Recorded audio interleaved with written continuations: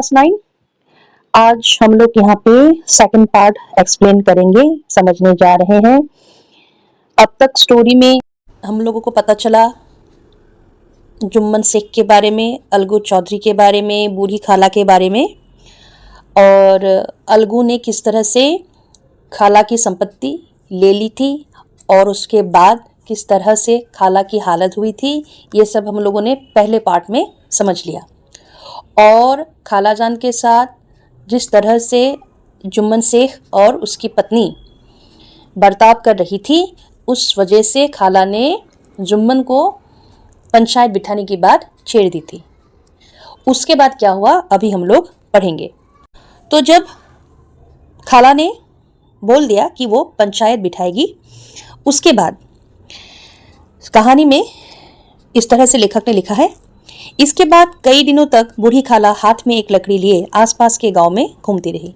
मतलब पंचायत जो पहले हुआ करता था, वहाँ पे क्या होता था कि किसी विषय में घर का या गांव के किसी समाज में किसी टॉपिक को लेके अगर बातचीत करनी हो, कुछ सुलह करना हो, झगड़ा वगैरह हो गया, समाधान निकालना हो, तो पंचायत बैठती थी। और इस पंचायत में हेड होते थे, ठीक है। हेड मतलब जिसे हम लोग सरपंच कहते हैं। और पंचायत बैठेगी, वहाँ पे कोई मीटिंग होगा, अगर पंचायत की तरफ से कुछ हो तो पंचायत सारे गांव वालों को इन्फॉर्म करते हैं। और अगर गांव वालों में से किसी का कुछ डिस्कस करना हो तो गांव वालों जिसका भी ये डिस्कशन होगा वो गांव में जाके लोगों को बोलेंगे कि मेरा ये एक प्रॉब्लम है या इसका ये करना है, या हम लोग का झगड़ा हो गया है पड़ोसी से, या घर में कल पंचायत बिठाया है या इस दिन पंचायत है, आप लोग आओ। और पंचायत को भी बुलाया जाता है। इसीलिए जब खालाजान ने जुम्मन शेख से पंचायत करने की बात कही तो वो घर घर जाके लोगों को बोलने लगी या उन्होंने बुलाना शुरू कर दिया। बुढ़िया ने दुख के आंसू हर किसी के सामने बहाए। मतलब वो हर किसी के पास गई, उसकी हालत कैसी थी, जो ज़मीन थी उसकी जुम्मन शेख के नाम करने से पहले किस तरह से उसके साथ खाना पीना दिया जाता था या कपड़े, या किस तरह से प्यार से उससे बातें की जाती थी, और जैसे ही वसीयत जुम्मन शेख के नाम हो गई तो किस तरह से उनमें बदलाव आए, ये सब बातें वो हर किसी के पास जाके करने लगी। किसी ने तो ऊँ ही ऊपरी मन से हूँ हाँ करते टाल दिया। और बहुत सारे लोगों ने सोचा कि मतलब ठीक है, अच्छा आपको ये प्रॉब्लम है, ठीक है पंचायत बिठाएं, हाँ जाएंगे। मतलब ऐसे ऊपर ऊपर से किसी ने उनकी बातों पे उतना ध्यान नहीं दिया। किसी ने इस अन्याय पर जमाने को गालियाँ दी और किसी ने मतलब गाली दिया। किसको? समाज को या लोगों को। आजकल के लोग ऐसे होते हैं, हाँ अच्छा ये हो गया। मतलब ऐसा नहीं कि किसी को बुरा लगा या दिल से कोई कुछ बोल रहा है, मतलब जिसको जैसे लगा उसी तरह से सिचुएशन को बस हैंडल करके निकल रहे थे, ठीक है। कुछ ऐसे सज्जन भी थे जिन्हें हास्य रस के लिए रसवादन का अच्छा अवसर मिला। कहने लगे रोटी खाओ और अल्लाह का नाम लो। अब ऐसे भी लोग थे जिसके पास जुम्मन जिस तरह से उसको खालाजान को ट्रीट करती थी, जाके बोलने लगे तो बहुत लोगों ने हंसना शुरू किया। बहुत को मज़ा आने लगा खाला बुढ़िया की बात सुन के ना, और हंसने लगे। और फिर बोलता है ये सब क्या, आप क्या पंचायत बिठा रहे हो, क्या लोग बुला रहे हो, अभी आपकी उम्र हो गई है, भगवान का नाम लो, जो भी मिलता है खाओ सो उठो, बस रहने के लिए जगह मिल रही है, खाने के लिए 2 वक्त की रोटी मिल रही है, बहुत है, बस अब भगवान का नाम लो, क्योंकि उनकी उम्र हो गई थी। इस तरह से भी बहुत सारे लोगों ने उनको बोला। चारों ओर घूम घूम कर बेचारी अलगू चौधरी के पास आई, बोली बेटा तुम भी दम भर के लिए मेरे पंचायत में चले आना। अब आप लोग को तो पता है अलगू चौधरी कौन है। जिसने अब तक फर्स्ट पार्ट नहीं देखा है जरूर देख लो, आप लोग की स्क्रीन पे आ रहा है, फर्स्ट पार्ट देखो फिर ये समझ में आएगा। तो अलगू क्या थे, हमारे यहाँ पे जुम्मन शेख के दोस्त थे। तो गांव का वो भी एक रहने वाला था। तो ऐसे घूमते घूमते बूढ़ी खाला अलगू के पास पहुंची और अलगू को भी बोला कि बेटा तुम भी आना, ठीक है। अलगू मुझे बुलाकर क्या करोगी, कोई गांव के आदमी तो आएंगे नहीं। फिर अलगू को पता था कि खाला की जो ये पंचायत करने की बात है लोगों ने उतना ध्यान से सुना नहीं। तो अलगू ने बोला कि मुझे क्यों बुला रही हो आप, मैं क्या करूँगा जाके, ऐसे भी कोई आने वाला है नहीं, कोई फ़ायदा नहीं इस सब का। फिर खाला अपनी विवाद को सबके आगे रो आई। अब आना ना आना इख्तियार कौन उनका है। मतलब यहाँ पे क्या हो गया, जो हमारी खाला जान है उन्होंने सबके सामने अपनी बात कही, उनकी कंडीशन के बारे में सबके सामने उन्होंने कह दिया। अब कोई आए या ना आए अब उन गांव वालों की मर्जी है, यहाँ पे वही लिखा है, उन गांव वालों की मर्जी है, उन्होंने अपना काम कर दिया। अब अलगू को जब बूढ़ी खाला ने बोला, हम लोग को पता है अलगू और जुम्मन शेख दोस्त है, तो इसलिए अलगू ने कहा कि अलगू यूं आने को आ जाऊंगा मगर पंचायत में मुंह ना खोलूंगा। मतलब अलगू को पता है गलती किसकी है या पंचायत क्यों बिठाई गई है। ये जो हमारी बूढ़ी खाला है, इन्होंने कोई झूठ नहीं बोला है, सच में उनके साथ अच्छा व्यवहार नहीं होता है, पता है सबको। अब अलगू को भी पता है ये बात, और अलगू जुम्मन शेख का दोस्त है, इसलिए उसने कहा कि देखिए आपने मुझे बुलाया है, आप हमसे उम्र में बड़े हो तो मैं आ जाऊंगा, पर पंचायत में आने के बाद मैं कोई मुंह नहीं खोलूंगा, मतलब कुछ नहीं बोलूंगा, आना है मैं आ जाऊंगा, ठीक है। खाला क्यों बेटा? अब हमारी जो खाला जान है उन्होंने पूछा ऐसा क्यों? आना है आ जाऊंगा, इसका मतलब क्या है? आओ, खोल मुंह खोलो, जो सही है वो बोलो, क्योंकि तुमको तो सब पता है। इस तरह से उन्होंने डाउट करते हुए हमारे अलगू चौधरी को पूछा क्यों। अलगू अब इसका क्या जवाब दूं? आपकी खुशी जुम्मन मेरा पुराना मित्र है, उससे बिगाड़ नहीं कर सकता। अब क्या हुआ, यहाँ पे हमारे जुम्मन जी बोलते हैं कि ये आपसे मैं अभी क्या बताऊं, क्या समझाऊं, है ना। जो जुम्मन है वो मेरा पुराना दोस्त है, पंचायत में आऊँगा, अगर मैंने उसके लिए उसकी गलती को दिखाते हुए मैं कुछ बोल दूंगा तो मुझसे नाराज़ हो जाएगा, और मैं ये नहीं कर सकता, है ना। मतलब ये उसने बोला नहीं, ये हमारे अलगू चौधरी ने बोला नहीं, वो मन ही मन सोच रहा था। अब जो बूढ़ी खाला है वो थोड़ा बहुत समझने भी लगी है, अलगू क्यों नहीं आना चाहता है, और आएगा भी तो क्यों नहीं मुंह खोलेगा।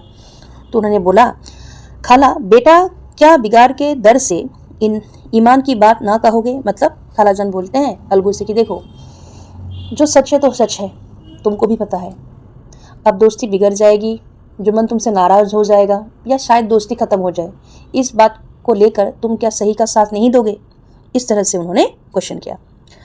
अलगू इस सवाल का कोई उत्तर ना दे सका, पर उसके हृदय में यह शब्द गूंज रहे थे, क्या बिगाड़ के दर के ईमान की बात ना करेंगे।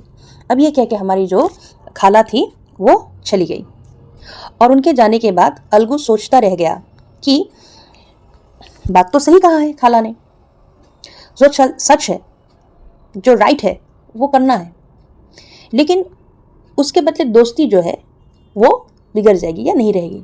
लेकिन एक दोस्ती के खातिर जो सही है, जो ईमान की बात है, उसको ना करो। तो मतलब यहाँ पे हमारे जो अलगू है उसका मन मतलब बीच में रुक गया कि क्या करूं, दोस्ती का साथ दूं या ईमान का साथ दूं, वो ये सोचते रह गए। संध्या समय एक पेड़ के नीचे पंचायत बैठी है। शेख जुम्मन ने पहले से ही फर्श बिछा रखा है, उन्होंने पान, इलायची, हुक्का, तंबाकू आदि का प्रबंध भी किया है। तो हमारे जो यहाँ पे जुम्मन शेख है वो सबसे पहले आ गए, क्योंकि उनको पता है कि पंचायत भले ही बैठे जो भी हो वो जीतेंगे, उनको लग रहा है, तो वो पहले से आके बैठ गए।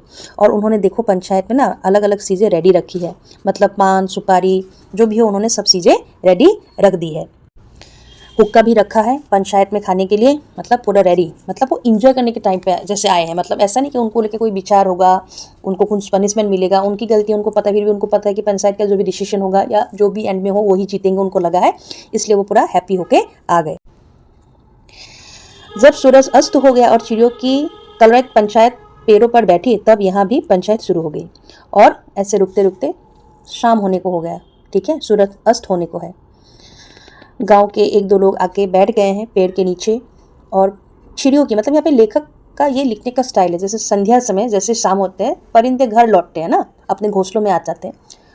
और देखा होगा आप लोगों ने शाम के टाइम पे चिड़िया एक जगह आके बैठे, मतलब आसपास आके रुकती है, उनकी आवाज़ थोड़ी ज़्यादा होती है सुबह और शाम के टाइम पे। जैसे चिड़िया सारे अपने अपने घर में आ गई, उसी तरह से पेड़ के नीचे भी गाँव के लोग जमा हो गए, क्योंकि पंचायत होने वाली है। 5 लोग बैठ गए तो बूढ़ी खाला ने अपनी विनती की, पंच आज 3 साल हुए मैंने अपनी सारी जायदाद अपने भांजे जुम्मन के नाम लिख दी थी। जुम्मन ने मुझे तो हायत रोटी कपड़ा देना कबूल किया, साल भर तो मैंने काटा, पर अब रात दिन का रोना नहीं सहा जाता। मुझे ना पेट की भर की रोटी मिलती है, ना तन ढकने का कपड़ा। कचहरी दरबार नहीं कर सकती, पंच लोग राह निकाल दो, उसी राह पर चलूंगी। तो जैसे पंचायत शुरू हुई, हमारी बूढ़ी खाला ने सारी बातें कह दी जो यहाँ पे लिखा गया है, ठीक है। और घर में क्या हो रहा है, कौन सी तकलीफ में है, उन्होंने यहाँ पे सारी बातें बोल ली। जिन्हें पता नहीं अब तक क्या हुआ है, फास्ट पार्ट देख लीजिए, स्क्रीन में जो आ रहा है उसको प्ले कीजिए, आप लोग को पता चल जाएगा। अब खाला बोलती है कि पंच का जो भी हुक्म होगा, मतलब पंचायत जो भी बोलेगी सर माथे पर चढ़ा लूँगी। मतलब पंचायत जो कहे, उनकी प्रॉब्लम जो थी जुम्मन को लेके या उनके जो तकलीफ थी उसको सुनने के बाद पंचायत जो डिसीजन देगी बूढ़ी खाला मान लेगी। रामधन मिश्रा, जिसके कई असामियों के जुम्मन में अपने गांव में बसा लिया था, बोले, जुम्मन मियाँ किसे पंच बनाते हो और अभी इसका निपटारा कर लो, फिर जो कुछ पंच कहेगा वही मानना पड़ेगा। अब देखिए पंचायत में हम लोग को यहाँ पे दिख भी रहा है पिक्चर में, है ना, बहुत सारे लोग बैठे हुए हैं और पंचायत, नाम पंचायत मतलब 5 जनों से बना हुआ एक कमेटी आप बोल सकते हो। तो उसी में से एक इंसान खड़े हुए जिनका नाम था रामधन मिश्रा। वो खड़े हो गए, खड़े होके बोले, किसको? जुम्मन को बोले, देखो तुम्हारे अगेंस्ट में आया है विचार, है ना, खालाजान तुम्हारी कंप्लेंट कर रही है, अब डिसीजन होगा, तो डिसीजन लेना है। अब बताओ कि पंचायत में ये जो तुम्हारे घर में प्रॉब्लम हो रहा है इसका फाइनल डिसीजन कौन देगा, मतलब पंचायत में हेड कौन बनेगा, पंच कौन बनेगा, कौन कौन रहेगा, सरपंच कौन बनेगा। जुम्मन बोले, पंच का हुक्म अल्लाह का हुक्म है, खालाजान जिसे चाहे उसे बंदे, मुझे कोई आस नहीं। अब जब इस तरह से बात, मतलब क्या है, फर्स्ट पार्ट में जिन्होंने देखा है या सुना है या पढ़े हो आप लोग, पता होगा ये जो जुम्मन शेख है गांव वालों में से कोई ना कोई उनके साथ उनकी उनसे मदद ले रखे हैं, तो हर कोई उन्हीं का साथ देते हैं। इसलिए बोला जुम्मन शेख को कि भाई पंचायत बैठ गई, आप तुम ही सोचो किसको बनाओगे जो डिसीजन देगा। मतलब एक तरह से जुम्मन को हेल्प किया गया कि तुम किसी को ढूंढो जो सरपंच बने और तुम्हारी हित में वो डिसीजन ले। अब जुम्मन को पता था कि जितने भी लोग हैं वहाँ पे सब उन्हीं के सपोर्ट में होंगे, तो उन्होंने भी बड़े स्टाइल से खड़े होकर बोल दिया कि पंचायत का जो भी हुक्म है वो अल्लाह का हुक्म है, मुझे कोई अफसोस नहीं है, खालाजान जिसको भी पंच बनाना है, मतलब खालाजान जिसको चाहे उसको रखे, उन्हीं से डिसीजन ले, उन्हीं की बात सुने, मुझे कुछ नहीं कहना, जिसको भी ले। उनको लगा कि वहाँ पे जितने भी लोग हैं उन्हीं के सपोर्ट में है तो कोई प्रॉब्लम नहीं होगा। खाला ने चिल्ला कर कहा, अरे अल्लाह के बंदे, पंचों का नाम क्यों नहीं बता देता, कुछ मुझे भी तो मालूम हो। फिर खालाजान ने बोला कि ऐसा नहीं है, पंचायत बैठा है तो तुम्हारे अगेंस्ट में डिसीजन है, तो तुम ही बोल दो पंचायत में कौन कौन रहेगा, कौन फाइनल डिसीजन देगा। अल्लाह से डरो और जल्दी जल्दी नाम बता दो, मुझे भी पता चले कि पंचायत में है कौन कौन। जुम्मन ने कहा, अब इस वक्त मेरा मुंह ना खुलवाओ, तुम्हारी बन पड़ी है, जिसे चाहे पंच बांधो। अब क्या हुआ, जुम्मन को थोड़ा गुस्सा आ गया खालाजान के ऊपर, ऐसे भी गुस्से से है ही, उनको गुस्सा है उनके ऊपर, तो अरे भाई इतना ये सब मत करो, बात इतना घुमा घुमा के मत बोलो, ठीक है। अब यहाँ पे भी समाज के सामने, गांव वालों के सामने मेरा मुंह मत खोलो, तुमको जिसको पंच बनाना है बनाओ, मुझे कोई प्रॉब्लम नहीं है। खालाजान ने कहा, पंच ना किसी का दोस्त होता है ना किसी का दुश्मन, तुम अलगू चौधरी को तो मानते हो, लो मैं उन्हें ही सरपंच बनाती हूँ। अब खालाजान ने बोला, मतलब उन्होंने जुम्मन शेख को बोला कि देखो जो पंचायत है, मतलब पंचायत को भगवान का रूप मानते हैं गांव के लोग, तो बोला कि पंचायत जो है वो किसी का नहीं होता और सबका होता है, मतलब ना किसी का दोस्त है ना किसी का दुश्मन, एकदम जो डिसीजन आएगा वो किसी के लिए सपोर्ट में, किसी के हित के लिए, किसी के खराब के लिए न्यूट्रल मतलब आंसर देता है। पंचायत न्यूट्रल होता है, किसी के साथ नहीं होता है और किसी के अगेंस्ट भी नहीं। अब पंचायत में इतने लोग बैठे थे तो खालाजान ने बोला कि ठीक है मैं ही बोल देती हूँ, तुम इतनी बार बोल रहे हो सरपंच कौन बनेगा, तो यहाँ पे जो अलगू चौधरी है वो तुम्हारा भी दोस्त है, बचपन का दोस्त है, तो मैं सरपंच इसी को बनाती हूँ और ये हमारे प्रॉब्लम का सल्यूशन देंगे। अलगू इस झमेले में फंसना नहीं चाहते थे, वह कन्नी काटने लगे, बोले, खाला तुम जानती हो कि मेरी जुम्मन से गहरी दोस्ती है। अब जैसे खालाजान ने बोल दिया कि सरपंच कौन बनेगा, अलगू चौधरी। अब ये बात ना जुम्मन को, अलगू को बिल्कुल अच्छा नहीं लगा। उसने खाला को बोला कि मुझे तो ये बात अच्छी नहीं लगी, मैं सरपंच बनना नहीं चाहता, मतलब डायरेक्ट उसने नहीं बोला कि मुझे नहीं बनना है, उसने बात घुमा के बोली कि देखिए ये तो ठीक नहीं है, जुम्मन मेरा बहुत अच्छा दोस्त है, सरपंच बनूंगा, कुछ उल्टा सीधा या उसके अगेंस्ट बोल दिया तो दोस्ती टूट जाएगी, अच्छा नहीं लगेगा, तो ये मुझे नहीं करना। जुम्मन शेख आनंद से फूल उठे, परंतु भावों को छुपा कर बोले, अलगू ही सही, मेरे लिए जैसा रामधन वैसा अलगू। अब यहाँ पे जब खाला ने अलगू को सिलेक्ट किया एज ए सरपंच, अलगू ने भले ही मना किया हो, लेकिन हमारे जो जुम्मन शेख थे वो बड़े हैप्पी हो गए मन ही मन।